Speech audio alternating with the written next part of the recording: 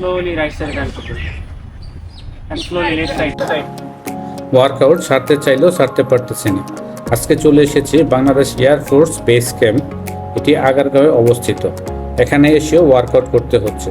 সাথে আরও কি কি অ্যাক্টিভিটিস করলাম তা আজকে শেয়ার করব আপনাদের সাথে।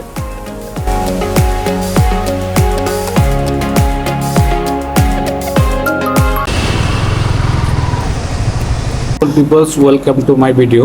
আজকে আমি চলে এসেছি বেস ক্যাম্পে, এয়ারফোর্স বেস ক্যাম্প। এটি আগারগাঁও মেট্রো রেলের ঠিক ওখানে অবস্থিত। প্রথমেই ঢুকে আমাকে একটি ফর্ম ফিল আপ করতে হয়েছে। ফর্ম ফিল আপটি করে নিলাম। আর আমার সাথে এখন যাকে দেখতে পাচ্ছেন উনি হচ্ছে আজকে আমার বেস ক্যাম্পের ট্রেনার। উনি আমাকে প্রশিক্ষণ দিবেন এবং গাইডলাইন দিবেন কীভাবে অ্যাক্টিভিটিসগুলো করতে হবে। আর আজকে আমি সম্পূর্ণ অ্যাক্টিভিটিসের জন্য 1600 টাকা দিয়ে টিকিট কিনেছি, খাবার দাবার ছাড়া। আমরা এখন ঢুকে পড়েছি এয়ারফোর্স বেস ক্যাম্পের ভিতরে। এখন সকাল প্রায় কয়টা বাজে একটু দেখি, 9:44। আমরা একটু পরে, বিশেষ করে আমি একা এসেছি, আমি একটু পরে অ্যাক্টিভিটি শুরু করব। তার আগে ওরা আমাকে বলল পুরো বেস ক্যাম্পটা একটু ঘুরে দেখার জন্য। তাই এখন ঘুরে দেখতেছি। আমি ছাড়া এখন বেস ক্যাম্পে কেউ নাই। সুন্দর নিরিবিলি শান্ত পরিবেশ। এখন যেহেতু সকাল, মোটামুটি ঠান্ডাও আছে।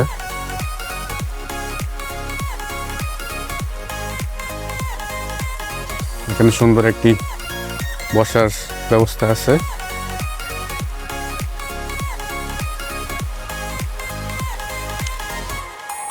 তারপর এখানে পুরা গাছের নিচে একটি বসার আরেকটি সেটিং আছে।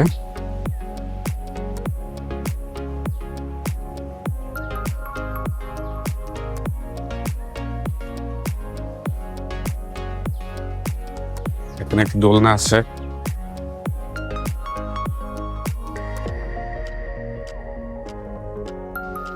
স্পেসটি বেশি একটা বড় না, মোটামুটি ছোট।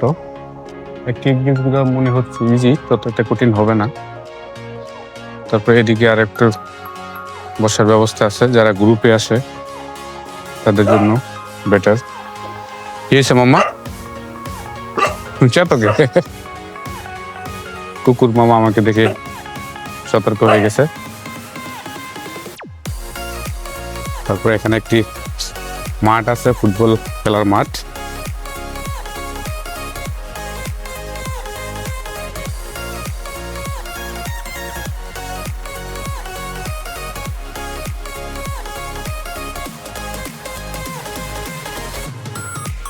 এখানে একটি বড় মাঠ এবং আমরা এখন সোজা চলে যাব আমাদের অ্যাক্টিভিটিস পয়েন্টে।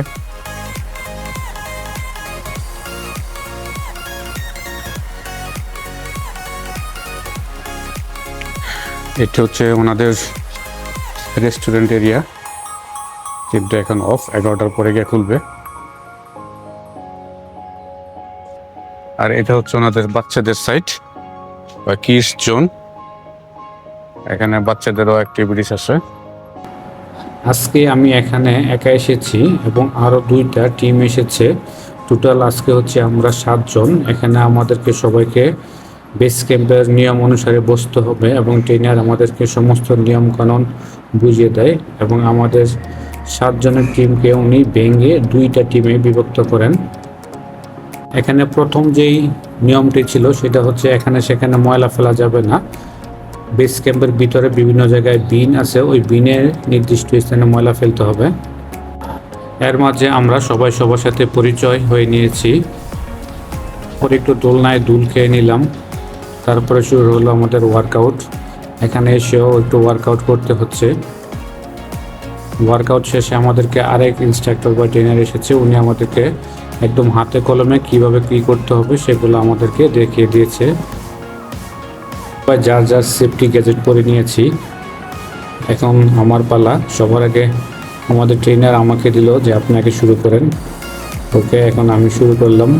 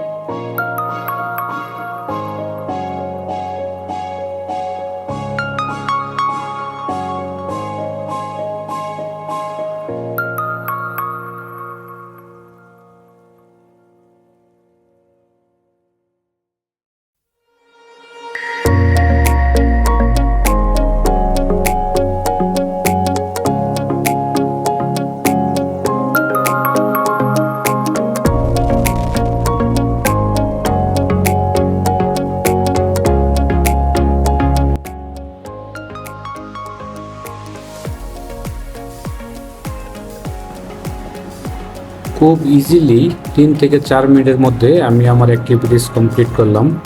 যদিও টিমের অন্যান্য মেম্বারদের কারো একটু প্রবলেম হয়েছে এবং সময় লেগেছে, তবে অ্যাক্টিভিটিসগুলো আমার কাছে বেশ ইজি মনে হয়েছে এবং আমি জাস্ট ভালোই এনজয় করেছি।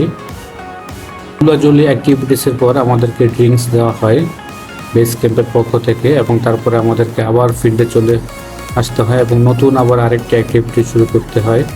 আপনারা অলরেডি দেখতে পাচ্ছেন, এটাও আগের মতো আমাদেরকে ইনস্ট্রাক্টর সব কিছু আমাদেরকে বুঝিয়ে দেয়।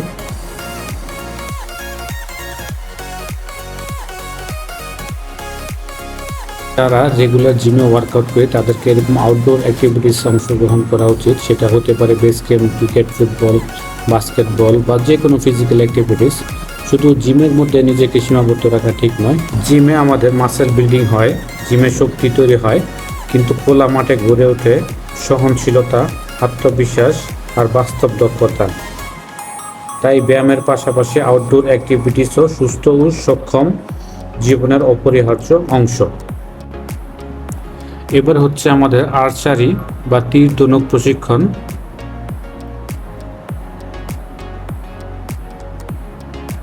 তিনটি করে ধনুক নিক্ষেপ করতে হয়। সামনে গোলাকার একটি মার্ক করা থাকে, ওখানে পয়েন্ট করা আছে। ছোটকালের কথা মনে পড়ে গেল। ছোটবেলায় এরকম বাঁশের কঞ্চি এবং পাটের শলা দিয়ে আমরা এগুলো খেলতাম। যদি সময় সুযোগ মিলে তাহলে আবার আপনারা প্র্যাকটিস করতে পারেন। আশা করি আপনাদেরও ভালো লাগবে।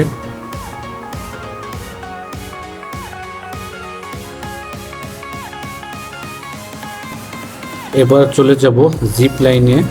জিপ লাইনের জন্য 2টি পয়েন্ট আছে, একটি বড়দের জন্য এবং একটি বাচ্চাদের জন্য। এবং এটি করার জন্য এই সিঁড়ির মতো বেয়ে কিছুটা উপরে উঠতে হবে এবং ইনস্ট্রাক্টর আমাকে সব কিছু বুঝিয়ে দিল কীভাবে কী করতে হবে এবং আমাকে একটু এক্সট্রা সতর্ক করে দিল, যেহেতু আমার হাতে একটি ক্যামেরা ছিল, যাতে কোনো অঘটন না ঘটে।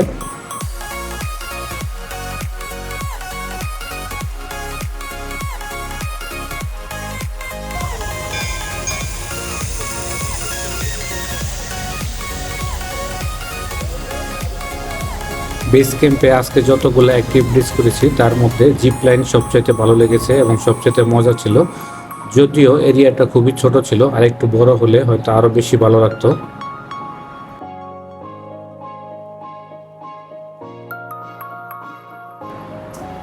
র্যাপলিং আজকে যতগুলো অ্যাক্টিভিটিস করেছি তার মধ্যে সবচাইতে কঠিন। এটা হচ্ছে হাত এবং পায়ের ব্যালেন্স দিয়ে বেয়ে উপরে উঠতে হবে এবং সেফটির জন্য রশি লাগানো থাকে, কিন্তু রশিতে কোনো প্রেশার থাকে না। একমাত্র আজকে আমি এটি পুরোপুরি কমপ্লিট করতে পারছি। আজকে আমি কাউকে এটা পুরোপুরি কমপ্লিট করতে দেখিনি। আমাদের গ্রুপে যারা ছিল তারা মোটামুটি অর্ধেক পর্যন্ত উঠে আর পারে নাই। ইনশাল্লাহ দেখি বাকিটা কমপ্লিট করতে পারি কিনা। অর্ধেক পর্যন্ত ইজিলি উঠতে পারছি, কোনো সমস্যা হয় নাই। এখন মোটামুটি সমস্যা হচ্ছে হ্যান্ডেল পজিশনগুলো একটু বিট খুঁটে, একটু ডানে বামে বা ওই পজিশন মতো থাকে না।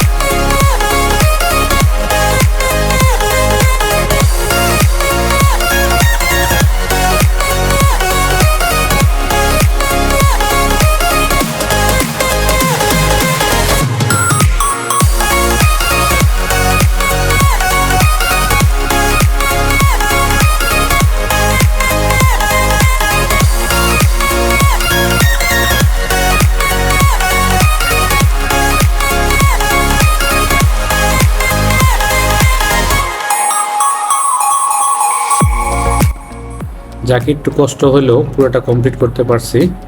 আর নামার সময় খুবই ইজি, রশি দিয়ে শাই করে নামায় ফেলায়। আর আমার এই র্যাপলিং দেখার জন্য নিচে বেশ দর্শক জড়ো হয়েছে, কিন্তু দর্শকরা কেউ কোনো তালি দিল না। আশ্চর্য।